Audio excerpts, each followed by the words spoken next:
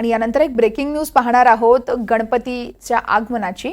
मुंबईच्या चिंतामणी गणपतीचा आज आगमन सोहळा आहे। दुपारी 2 नंतर या सोहळ्याला सुरुवात होतीये। त्यामुळे अनेक वाहतूक मार्गांमध्ये मोठे बदल केले जात आहेत। पर्यायी मार्गाचा वापर करण्याचं आवाहन वाहतूक शाखेकडून केलं जात आहे।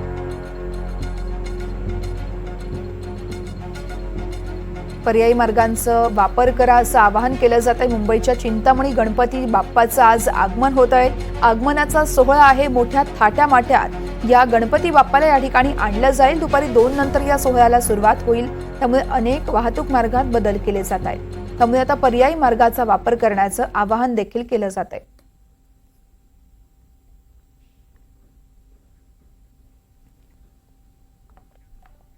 आणि या संदर्भात जुई जाधव यांनी या संदर्भातला आढावा घेतला आहे आमच्या प्रतिनिधींनी, तो आपण पाहूया। मुंबईतील सर्वात मोठा आगमन सोहळा आज पार पडणार आहे, तो म्हणजे चिंतामणी गणपतीचा। चिंतामणी गणपतीचा आगमन सोहळा याच ठिकाणाहून सुरू होणार आहे। मी सध्या त्याच ब्रिजवर उभी आहे, चिंचपोकळीच्या, जिथून गणपतीचं आगमन होणार आहे।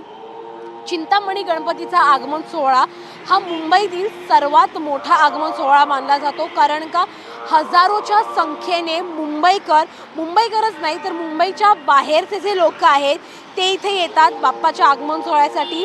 दुपारी 2 वाजता आगमन सोहळ्याला सुरुवात होणार आहे, मात्र त्याआधीच नागरिकांनी इथे गर्दी करण्यास सुरुवात झाली आहे। याच पार्श्वभूमीवरती वाहतूक विभागाने काही महत्त्वाचे निर्णय घेतले आहेत आणि काही महत्त्वाच्या दिशा बदललेल्या आहेत। जर आपण पाहिलं तर मग बावला कंपाऊंड जंक्शन ते भारतमाता जंक्शन वाहतुकीसाठी पूर्णपणे बंद करण्यात आला आहे। त्यासोबतच साने गुरुजी मार्ग ते संत जगनाडे महाराज चौकापर्यंत देखील रस्ता बंद करण्यात आला आहे। त्यासोबतच भारतमाता सिनेमाचा जो चौक आहे तो देखील वाहतुकीसाठी बंद करण्यात आला आहे। त्यासोबतच मुंबईत असे एकूण 13 ब्रिज आहेत जे धोकादायक जाहीर करण्यात आले आहेत। ते ब्रिज देखील आज वाहतुकीसाठी बंद करण्यात आले आहेत, कारण का मोठ्या प्रमाणामध्ये या ब्रिजेसवर गर्दी होते, मोठ्या संख्येने भाविक इथे येतात बाप्पाच्या आगमन सोहळ्यासाठी। अशातच कुठलीही जीवितहानी घडू नये यासाठी महत्त्वाचे निर्णय घेण्यात आले आहेत। व्हिडिओ जर्नलिस्ट गौरव सर, जुई जाधव, NDTV मराठी, मुंबई।